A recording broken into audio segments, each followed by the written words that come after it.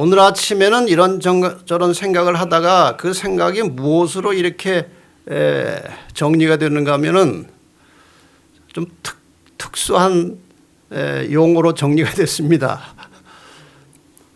95%로부터의 탈출. 뭔 말인지 잘 모르시겠죠? 95%로부터 탈출을 안 하면 우리는 희망이 없다. 그런 생각이 들었어요. 이게 무슨 말인가? 95%로부터의 탈출. 이 말을 조금 더 이해하시기 위해서 첫날 보았던 인용문을 한번 다시 보겠습니다. 순서는 제가 아류이를 바꿨습니다. 먼저는 오늘날 교회가 먼저 있었는데 제가 초대교회를 좀 먼저 위에 올렸어요.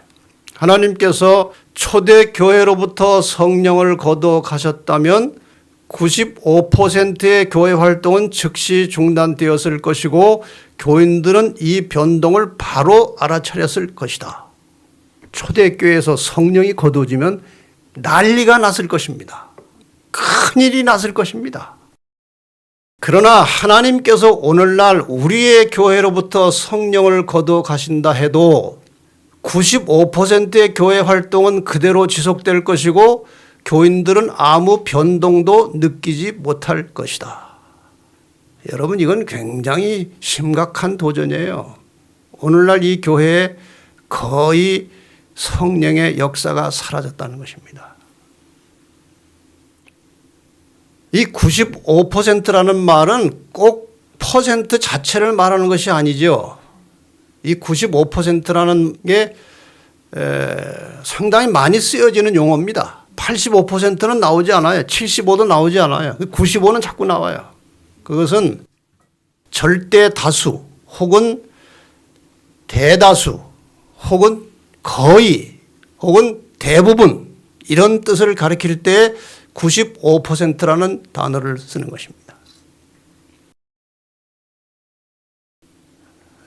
우리도 익숙한 말 중에 하나가 퍼센트로 나오지 않지만 따지고 보면 95% 말이 여기 나옵니다. 현재 교인으로 등록된 사람 중에서 20명 중 한 사람도 그들의 지상 생애를 마감할 준비가 되어 있지 않다. 재림 맞이할 준비가 안 되어 있다는 것입니다. 20명 중에 한 사람도. 그리고 그들은 진실로 일반 죄인들과 마찬가지로 이 세상에서 하나님도 없고 소망도 없는 자와 같이 될 것이다.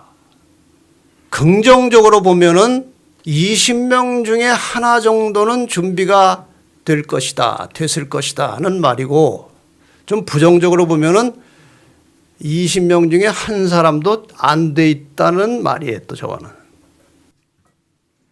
20명 중에 하나가 퍼센트로 하면 몇 프로예요? 그게 5%예요. 다시 말하면 95%가 준비되어 있지 않다는 거예요. 95%가. 이게 이 의미를 갖는 것이죠. 그래서 여기에 나온 20명이 바로 20명 중에 한 사람이 5%예요. 대부분은 다 어디 속해 있다는 것입니까?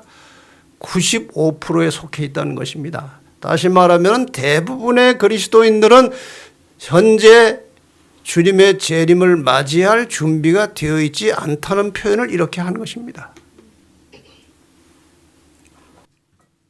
이 문제에 대해서 예수님께서 직언하신 게 여기저기 나옵니다. 준비된 사람이 없을 것이다, 별로. 그 말씀 중에 하나가 누가복음 18장 8절입니다. 인자가 올 때 세상에서 믿음을 보겠느냐. 믿음이 별로 없을 것이라 그 말이죠. 또 한 가지는 마태복음 24장 37절입니다. 노아의 때와 같이 인자의 임함도 그러하리라. 노아의 때 어떻게 됐습니까? 그 수많은 사람들, 그거는 99.99999%가 넘을 정도로 수많은 사람들이 있었는데 방주에 들어간 사람들은 8명이었다 이것입니다. 노아의 때와 같이 인자의 맘도 그러하리라. 구체적으로 어떻게 말씀하셨는가 하면은 24장 38절 39절에 홍수 전에 노아가 방주에 들어가던 날까지 사람들이 먹고 마시고 장가들고 시집가고 있으면서 홍수가 나서 저희를 다 멸하기까지 깨닫지 못하였으니 인자의 임함도 이와 같으리라. 참 슬픈 이야기죠. 홍수 때 그 수많은 사람들이 노아가 그렇게 외치는 소리를 듣고도 귀를 막았고 눈은 멀어서 방주에 안 들어갔습니다. 혹시 마음속으로 들어가고 싶은 마음이 조금 있었는데 사람 체면 때문에 창피해가지고 못 들어간 사람도 많았을 것입니다.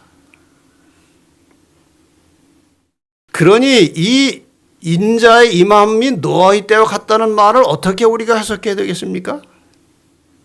다시 말하면은 이런 성령이 충만해야 된다.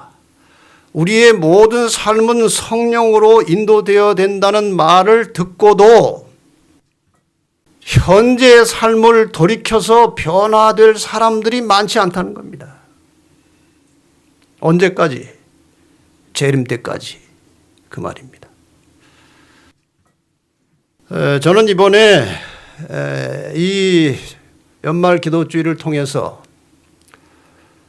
우리 진리의 뿔교회 모든 성도들과 또 저녁마다 함께 참여하신 외부에서 오신 그러나 우리 가족들이죠. 재림 가족들. 이번 이 연말 기도주의를 통해서 여러분이나 저의 삶이 완전히 바뀌기를 바랍니다. 변화되기를 바랍니다.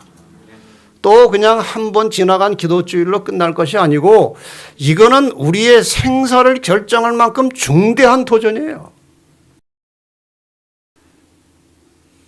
그래서 바뀌어야 됩니다. 양심이 마비돼서 죄를 죄로 깨닫지 못하는 상태를 우리는 화인 맞은 양심이다.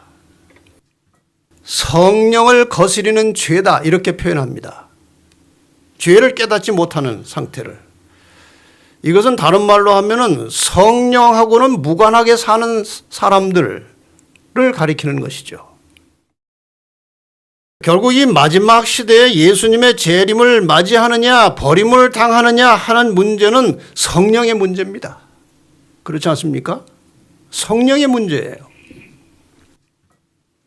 바로 이 내용이 이 교훈이 열 처녀의 비유에서 정확하게 묘사되어 나오는 것입니다.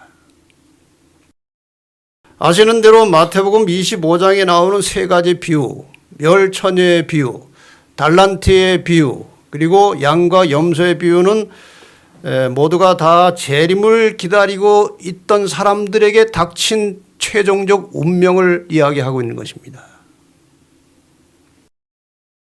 그중 두 번째 비유로 나타나는 열 처녀의 비유의 핵심은 기름이고 그 기름은 성령을 상징하는 것입니다. 그렇죠? 자, 이 이야기를 우리는 잘 알고 있습니다.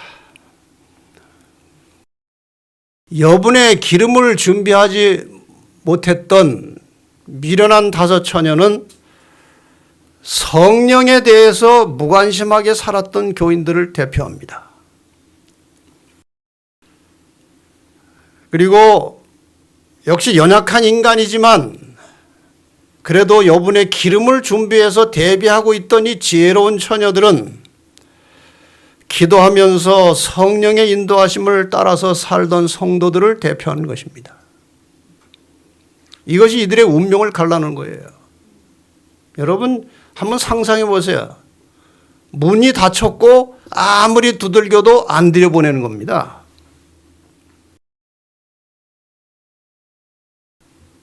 예수님 재림하실 때 벌어질 이러한 상황을 생각해 보면 오늘 우리의 신앙생활에서 성령이 얼마나 중요한지를 깊이 깨달아야 하는 것입니다. 이것이 재림을 맞이할 것이냐 버림을 당할 것이냐를 결정짓는 문제라면 정신을 차려야 되는 것입니다. 자,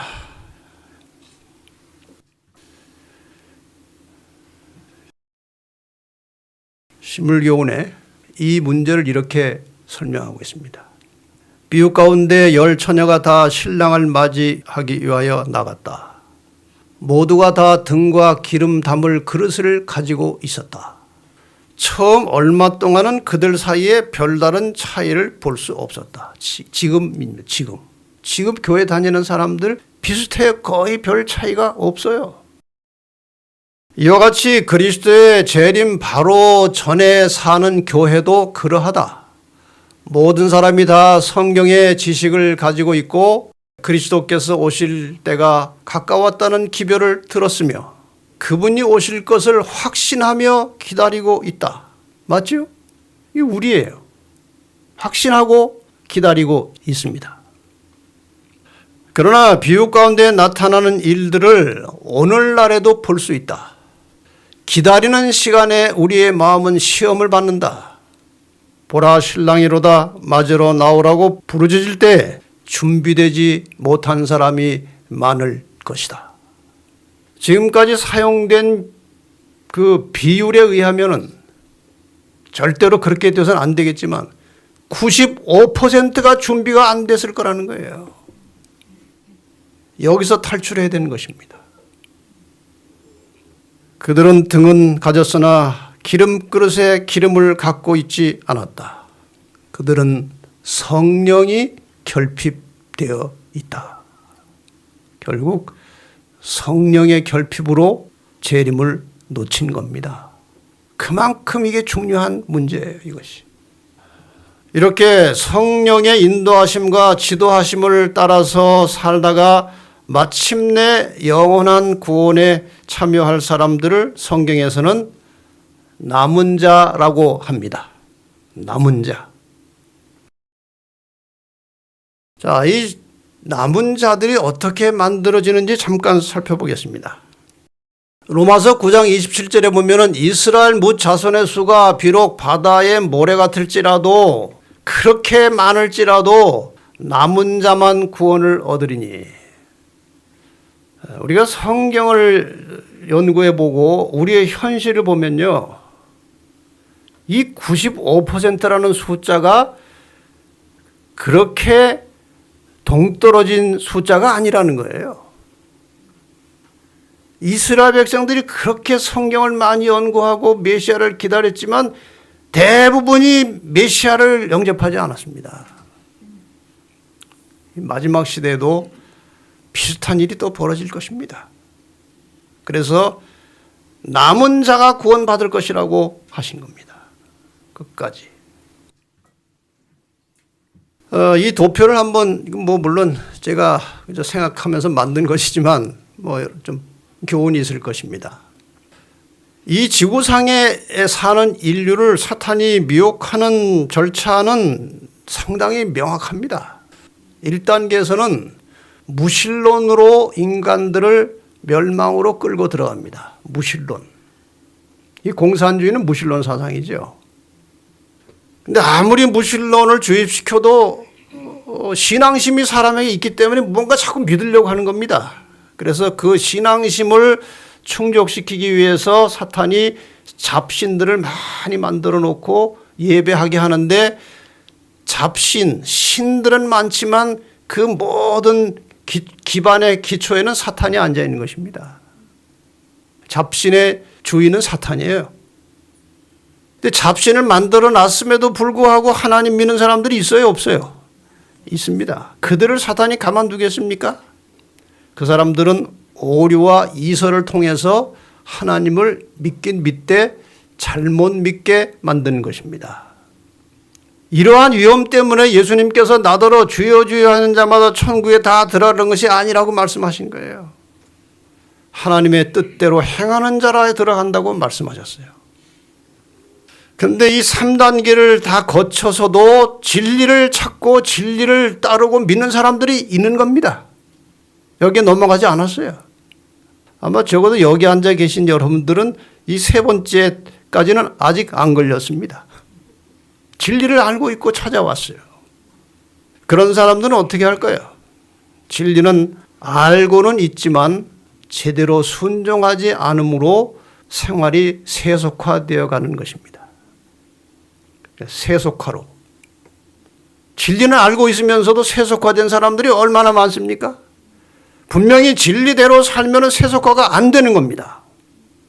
그런데 세속화되었어요. 진리대로 안 살기 때문에. 어떤 사람은 또 자기 생각을 더해가지고 아주 광신적으로 믿는 사람이 있어요. 날짜를 정해가면서 아주 야단스럽게 재림을 기다리는 사람들이 있어요. 뭐 열심은 좋습니다만 생각지 않은 때 오신다고 했으니까 항상 깨어서 하루하루를 재림을 맞이하는 마음으로 살라는 말씀이에요. 그래서 그렇게 막 날짜를 정하고 야단스럽게 재림을 기다리는 사람들의 생각보다는 예수님이 더디 오십니다. 근데 뭐 아직 멀었지 뭐 이런 세상이 아직 뭐 땅끝까지 언제 복음이 다 전파돼 아직 멀어서 하는 사람들의 생각보다는 빨리 오십니다. 그래서 생각지 않은 때에 인자가 온다는 것이에요. 하루가 재림 맞이하는 시간처럼 살라는 메시지입니다. 그것은. 광신으로 끌고 갑니다. 광신에 넘어가지 않은 사람들을, 세속화되지 않은 사람들을 남은 자라고 하는 거예요. 이게 남은 자예요.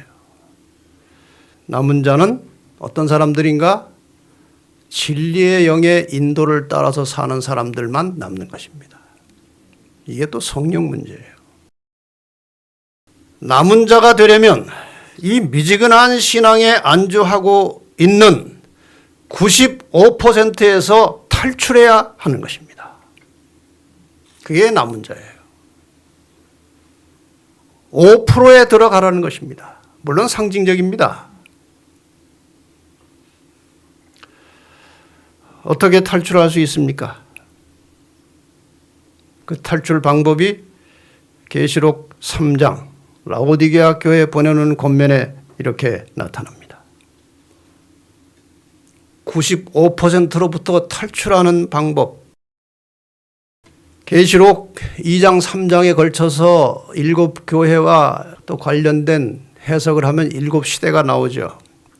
이거 제가 일일이 설명하면 시간이 많이 가기 때문에 한꺼번에 그냥 도표를 펼쳐놓고 7교회와 이 시대를 좀 잠깐 복습을 하겠습니다.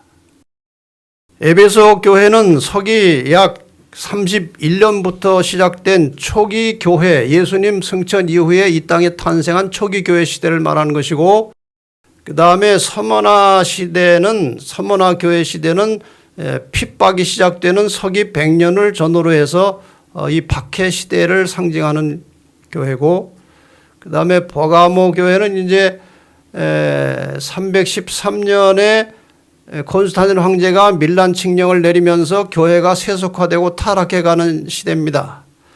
교회가 타락해가다가 538년에 교황권이 이제 자리를 잡으면서 온 세상이 종교 암흑 시대로 접어듭니다. 그것이 두아디라입니다.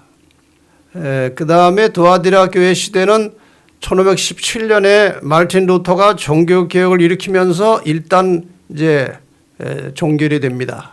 암흑 시대가 꺼지고 빛이 나타나기 시작했습니다. 종교 개혁 시대, 이게 사대교회고, 그 다음에 사대교회 시대에 개신교회가 많이 일어났지만 또 역시 이제 타락합니다. 그러다가 마침내 교황까지 다 몰락을 하게 됩니다. 그래서 교황도 몰락하고, 교황이 몰락할 때쯤 돼서는 개신교회도 상당 부분 타락했습니다. 시간이 벌써 길었죠. 1517년에 시작해서 1700년 되니까 200수십 년이 넘어갔어요, 벌써. 그때부터 이제 종말, 1798년이면 이제 종말의 시작입니다. 재림이 가까이 왔다는 것입니다. 그래서 재림 운동이 시작되는 필라델피아 교회 시대고, 그 다음에 재림 운동 시대는 1844년에 이제 끝나면서 재림이 곧 있게 될 심판 시대를 열었습니다. 그것이 지금 라오디게아 교회 시대고, 이것은 예수의 재림으로 끝납니다. 물론 여기 연대에 대해서는 학자마다 차이가 있지만 저희 교회에서는 이렇게 구분을 하는 것이 아직까지는 정상입니다. 지금 우리는 저 라오디게아 교회 시대에 살고 있습니다. 이 라오디게아 교회 시대의 상태와 이 치료 방법을 계시록 3장 15절부터 19절까지 꽤 길게 말씀하셨습니다. 라오디게아 교회 상태를 지적해 주시고 어떻게 하면 여기서 치유받고 벗어날 수 있는지를 예수님께서 계시를 통해서 가르쳐 주셨습니다. 내가 내 행위를 아노니 라오디게아 교회 시대의 종말 시대를 사는 사람들의 상태입니다. 내가 차지도 아니하고 더없지도 아니하도다. 근데 차든지 더없든지 하기를 원하노라. 내가 계속 이렇게 미지근한 상태로 덥지도 않고 차지도 아니하면 내가 너를 토해내겠다. 이 토해내겠다는 말은 어떤 의미에서 희망입니다. 희망. 왜? 아직은 어디에 있는 거예요? 주님 안에 있는 것입니다. 근데 이 안에서 계속 그런 상태로 있으면 내가 구역질이 나니까 토해내겠다는 거예요. 내가 말하기를 나는 부자라 부여하여 부족한 것이 없다 하나 너는 뭐 굉장히 부자처럼 그렇게 부족한 것이 없는 것처럼 말하지만 내가 볼 때는 너는 곤고하고 가련하고 가난하고 눈멀었고 벌거벗었다는 거예요. 처참한 상태인데도 불구하고 이 라오디게아 교회 성도들은 이 사실을 모르고 있다는 것입니다. 너희가 이런 상태에서 벗어나려면 불로 연단한 금을 사서 부유하게 하고 흰 옷을 사서 입어서 벌거벗은 수치를 보이지 않게 하고 안약을 사서 눈에 발라 보게 하라. 물론 내가 사랑하는 자를 책망하여 징계하노니 그러므로 내가 열심을 내라 회개하라. 이것이 우리의 상태와 이 상태를 치료하기 위한 처방전입니다. 라오디게아 교회 시대, 즉 마지막 심판 시대에 살고 있는 우리가 살아남을 수 있는 길이 무엇인지를 예수님께서 소상하게 가르쳐주고 있습니다. 라오디게아 교회의 문제는 그 나타나는 저런 여러 가지 증상이 아니라 증상을 모르고 있다는 것입니다. 이것이 문제예요. 암 환자가 상당 기간 동안 증상이 없어요. 어느 날 증상이 느껴져서 진단을 받아보면 이미 때가 늦을 때가 많습니다. 그러니까 지금 이 라오디게아 교회는 오늘날 질병으로 말하면 암에 걸린 상태입니다. 증상이 별로 없어요. 그런데 심각한 병에 걸려 있거든요. 왜 그 증상을 모르고 있습니까? 왜 증상이 잘 느껴지지 않습니까? 이것이 바로 성령의 결핍이에요. 성령께서 내 속에서 역사하지 않으면 내 상태를 모르는 것입니다. 마치 이러한 원리입니다. 성령께서는 말씀을 통해서 우리 마음에 역사하십니다. 그러므로 성령이 결핍되면 우리의 양심을 비추는 계명과 말씀이 생각나지 않기 때문에 보여지지 않기 때문에 자신의 상태를 깨달을 수 없게 되는 것입니다. 말씀을 읽어도 못 깨달아요. 성령이 없으면 말씀을 읽어도 깨닫지 못해요. 거울로 비유하자면 거울을 보는데도 거울이 뿌해가지고 내 모양이 실제로 안 나타나는 것입니다. 이것이 성령 결핍에 나타나는 결과예요. 여기에 대해서 치유 방법을 말씀해 주셨습니다. 금과 흰 옷과 안약이에요.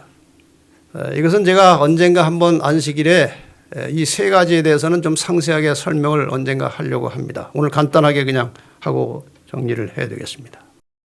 불로 연단한 금이라고 하는 것은 참된 믿음과 사랑이라고 되어 있습니다. 여러 문헌에 금에 대해서 이렇게 설명을 하고 있어요. 흰 옷은 그리스도께서 우리에게 입혀주신 의입니다. 안약은 죄를 분별하고 진리를 인식할 수 있는 능력입니다. 이것이 우리를 치료할 수 있는 치료제라고 예수님께서 처방을 주셨습니다. 그런데 이것의 핵심이 무엇인가? 이 세 가지 치료제는 오직 성령의 사역과 능력을 통해서만 이루어질 수 있는 것들입니다. 금이나 흰 옷이나 안약은 오직 성령의 역사를 통해서만 이루어지는 거예요. 그러므로 라오디게아 신자들이 미지근한 상태에서 깨어나서 뜨거운 신앙을 소유하려면 성령 충만한 삶이 시작되어야 한다는 것입니다. 그래서 이번 한 주간을 우리가 전심을 다해서 성령에 대해서 생각하고 기도하고 이렇게 말씀을 나누고 있는 것입니다. 살려고 하는 것입니다. 살려고 하는 거예요.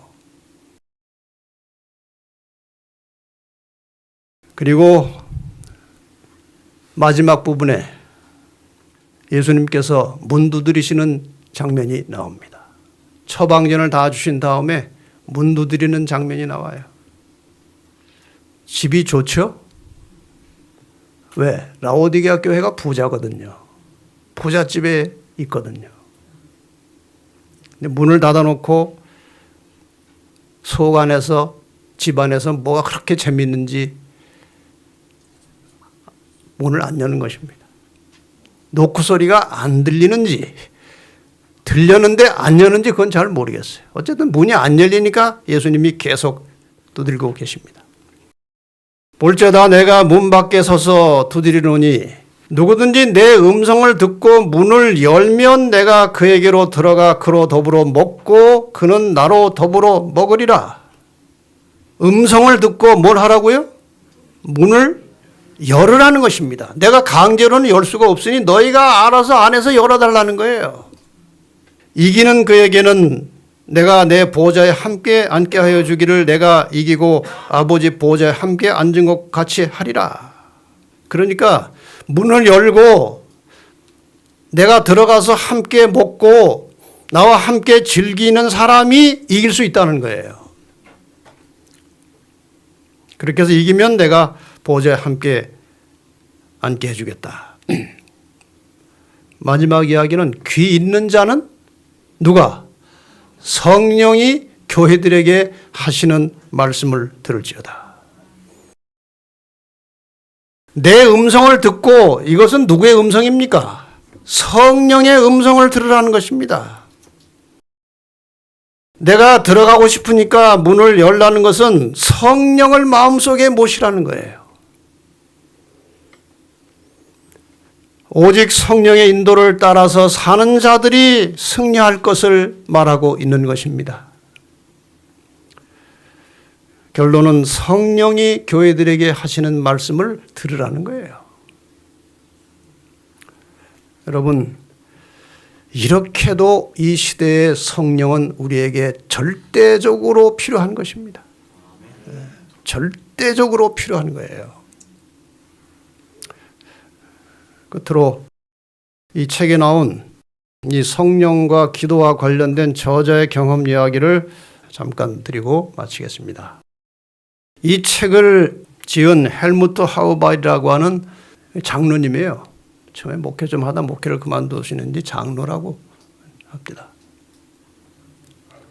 제가 약속에 의거하여 기도드리기 시작한 다음, 이게 무슨 말인가 하면은 그전에는 그냥 성령을 구하는 기도를 열심히 드렸는데 조금 방법을 달리해서 성경에 나오는 성령에 대한 약속의 성경절들을 다 펼쳐놓고 그 약속의 말씀을 읽으면서 그 약속을 근거로 해서 기도를 드리기 시작한 후로는 하나님과 저의 관계는 보다 밀접하게 되었고 예수님은 제게 더 친밀하고 위대한 분이 되었습니다.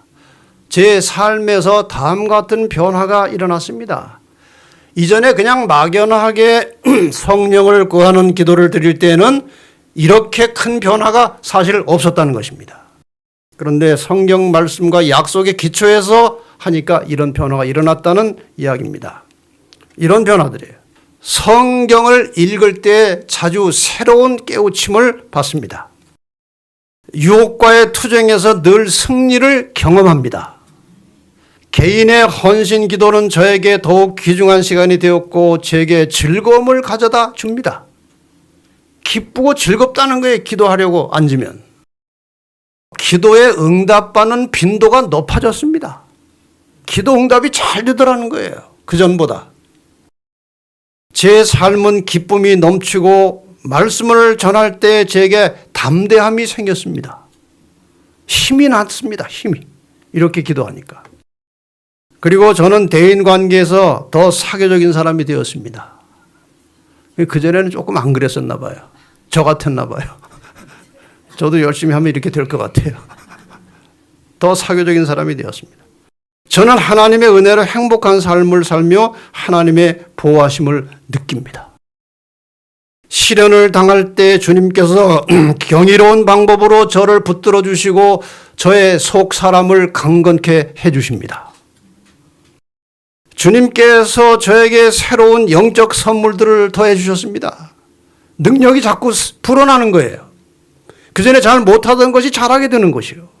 이게 은사가 불어나는 것입니다. 선물이 더해진 거예요. 저는 남을 비평하지 않습니다. 그 기도를 드린 후로. 비판적인 말을 들으면 마음이 불편해집니다. 여러분, 지난번에 정리해서 드린 이 기도문은 이분이 약속에 근거해서 드렸다고 하는 그 성령을 구하는 기도문을 조금 더 상세하게 해놓은 것입니다. 그러니까 여러분 아침마다 이제 저도 이제 계속 할 것입니다.